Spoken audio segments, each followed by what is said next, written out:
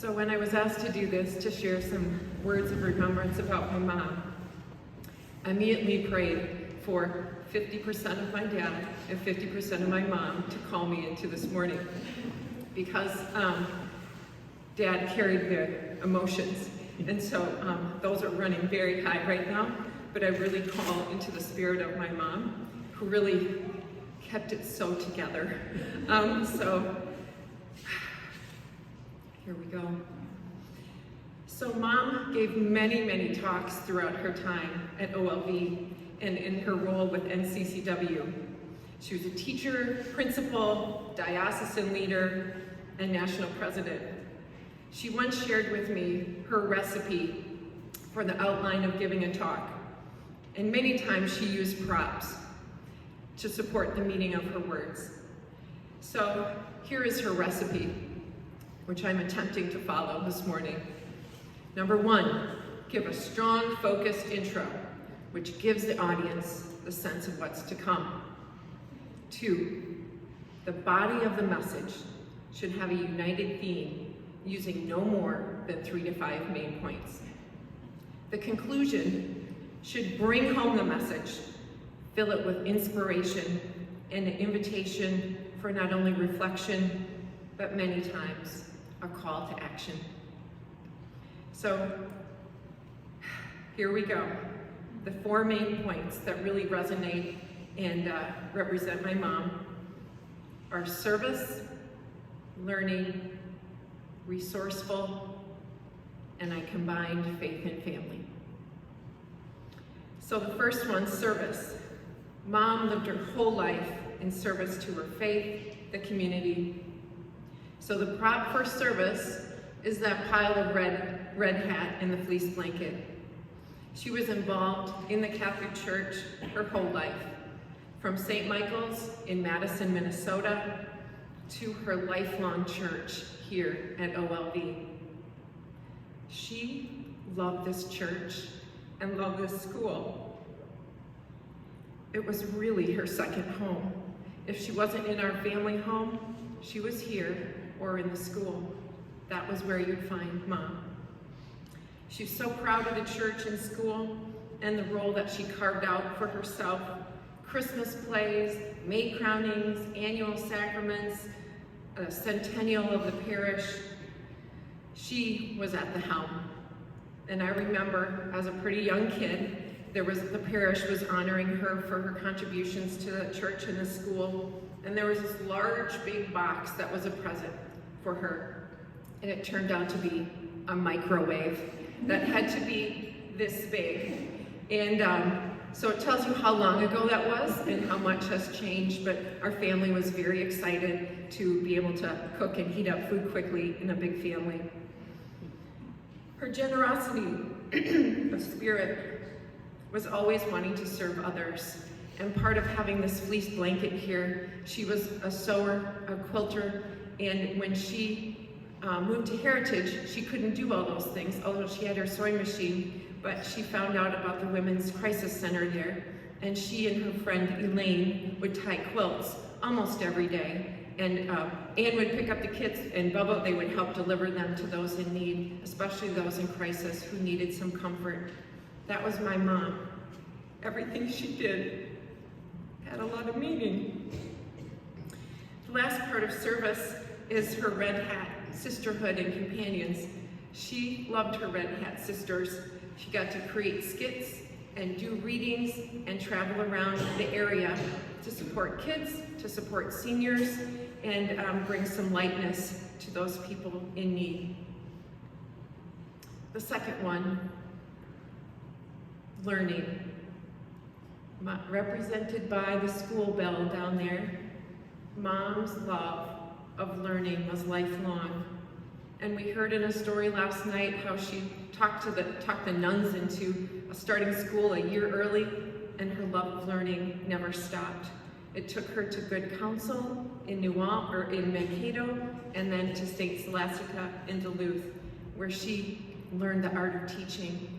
She loved the invitation to invite others to learn. When Mom continued to move through her ranks in the NCCW. She ran for national president and became the president in 1987 to 89. And I don't even know if she knows this little story, but I was at St. Ben's at the time, and the convention was in the Twin Cities. And so, of course, we wanted to be with her when she accepted this role. And I also happened to have a chemistry lab scheduled for the same afternoon as the convention. So I had to talk to Sister Joan, who was my chemistry teacher, and I said that my mom was just elected as a National Council of Catholic Women president. And Sister Joan said, "Of course, you must attend." So I was fully excused from the chemistry lab that afternoon and made my way to the cities. I also think the NCCW mom president status carried me through chemistry, and I did squeak by with a C+ because I learned that year science was not my thing. So I was grateful for all of those experiences. Mom also taught subjects through her teaching time at OLD, but what I will remember most are her music classes, how she introduced so many students to the love of music and truly helped them find their voice. There was always the family favorite time as she reviewed scripts for the Christmas play. That started in November. She would be brainstorming and staying up late. And then, of course, it was repurposing costumes and introducing the OLB students to the first experience on the stage, of which many of them continued in music, theater, and drama. She continued to teach CCD classes long after OLB closed, and she went to St. Anne's and supported their efforts, and really only stopped when she couldn't drive herself there anymore. And lastly, for learning, she continued her learning all the way to Heritage, where she signed up for virtual classes at Southwest State. And the most recent virtual class she took was studying the 100-year history of the women's right to vote. I remember her telling me on the phone, "Those women back then were really feisty." She appreciated learning history, and her mind was active, clear, her whole life.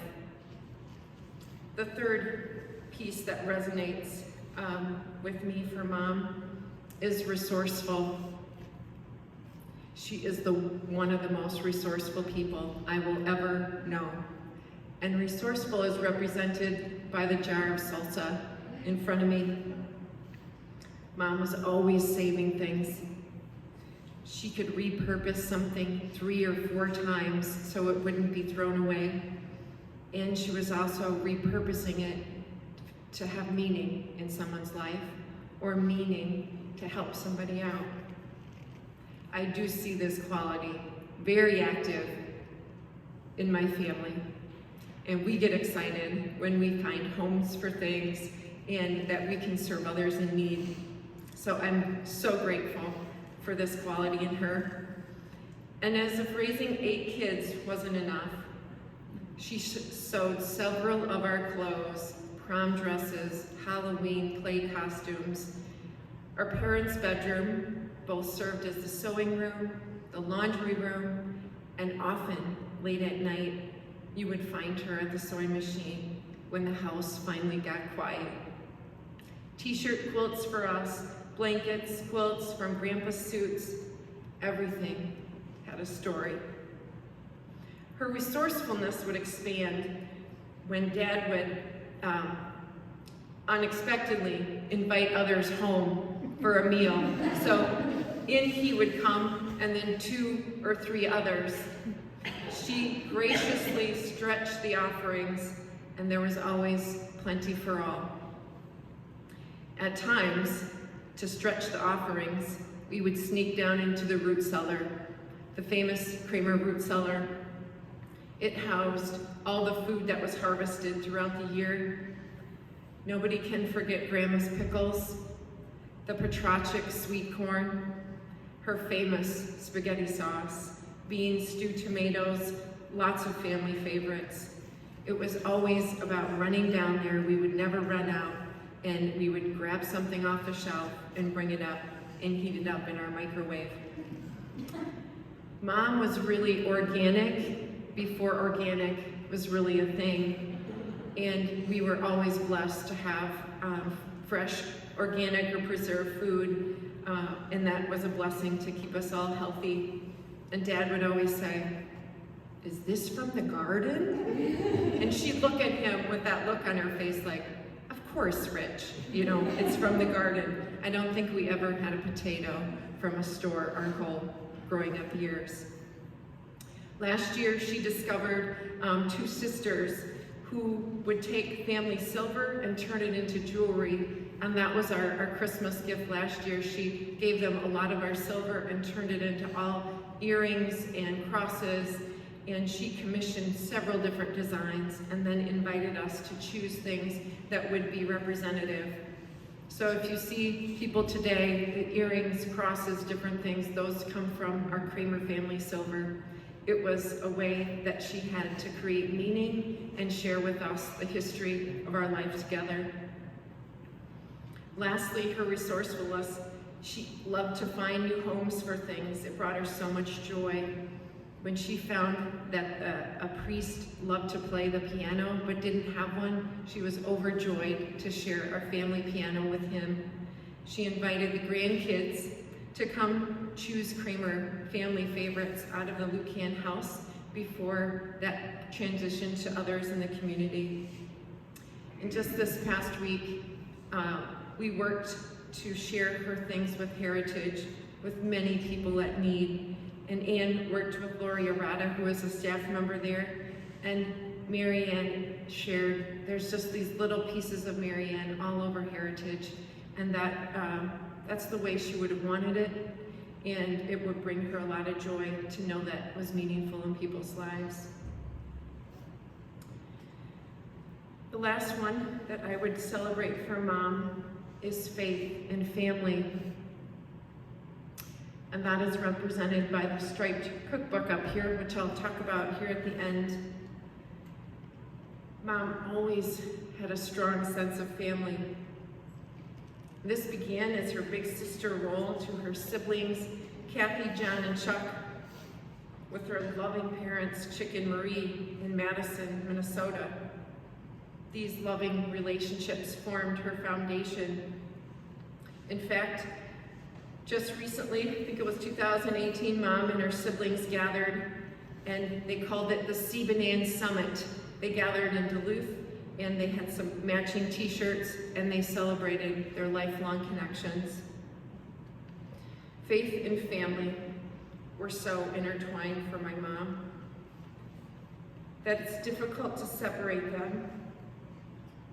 And when Dad met her back in 1954, we're pretty sure that was a year, at a baseball game, I think we got that part right, he quickly recognized that she was the one after dating several women in the county. She was the one that would help him get to heaven and help him raise a family. Story is that Mom was teaching in Lamberton briefly. We found her original teaching contracts in a little red box when going through her stuff, but then she had to move back to the Twin Cities. Well, Grandma Mary Kramer also recognized that Mary Ann was the one for Rich, and she poked him, encouraged him to stay in touch, and pick her up when she would come out to visit. Well, thank goodness he listened to his mother and to his heart, and the rest is history as they settled into Lucan. Mom and Dad had this amazing ability to love us unconditionally and then set us free to find our path, which is not easy. Their love came and flowed. She used to say, we should have raised you all to stay closer to the home front as we all traveled and spread ourselves across the country. She supported each of us as we found our way with gifts and talents, purpose and passion that makes life meaningful. She loved the fact that there were many teachers in our crew and people that loved music and people that loved to garden. Those were big traditions that got carried on in our family. And she also loved that many of us worked to make the world a better place.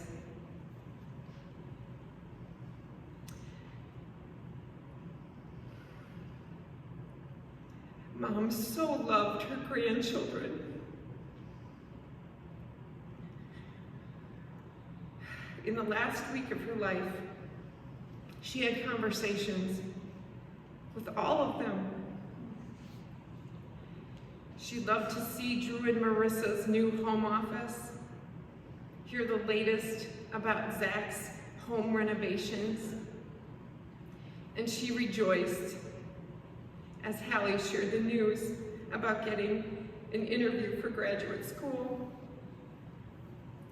So many meaningful things were shared with her in that last week, and I got to sit with her during some of those conversations, and it brought so much joy to her. She was so proud of all of you.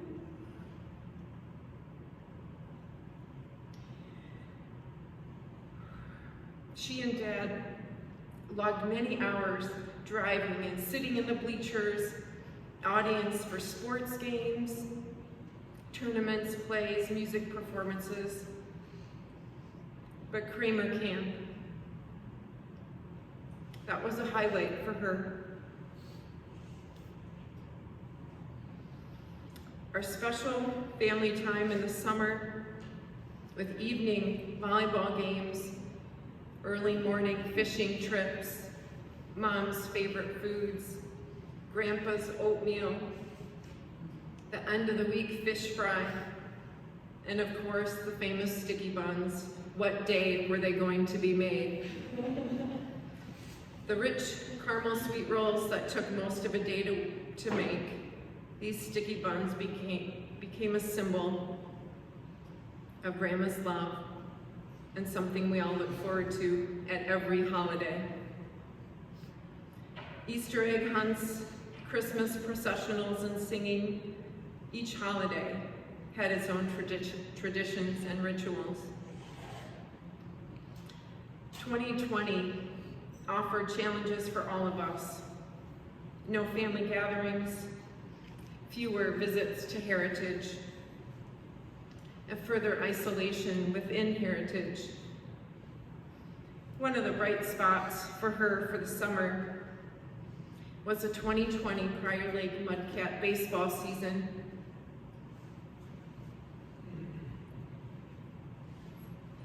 Where grandson Luke Weber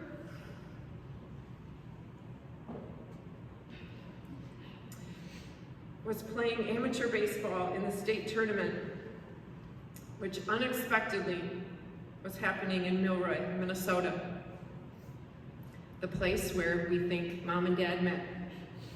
It was Luke's dream to play in the field where his grandpa played. And despite all odds and a miracle from Richie, his dream came true. His team played in Milroy, and he was able to stand in the right field where his grandpa played so many years ago. This was a highlight for Mom and a highlight for our family. Go Mudcats.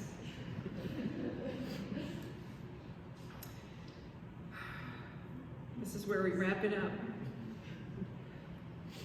So, Mom's last heartfelt gift to us brings all of this together. History, tradition, meaning, resourcefulness, food, and family. She had the idea of collecting all the Kramer family favorite recipes.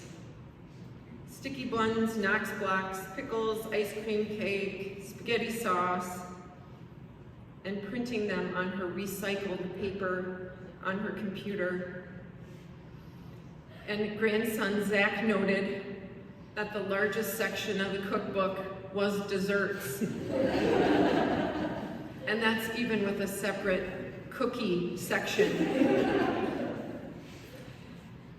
This was a big project because she needed to make 25 of them.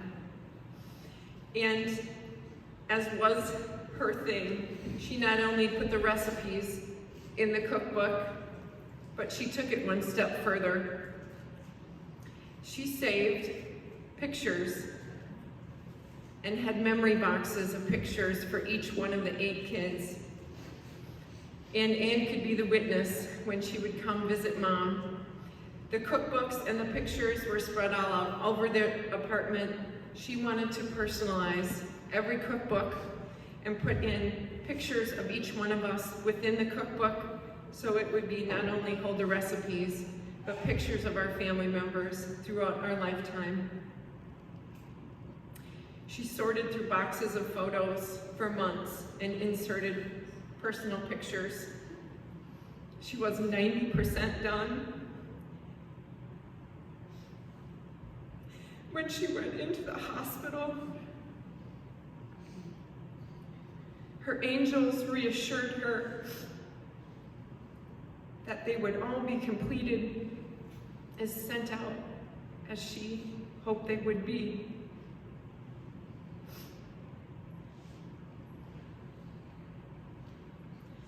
It would be the final labor of love passed down to us.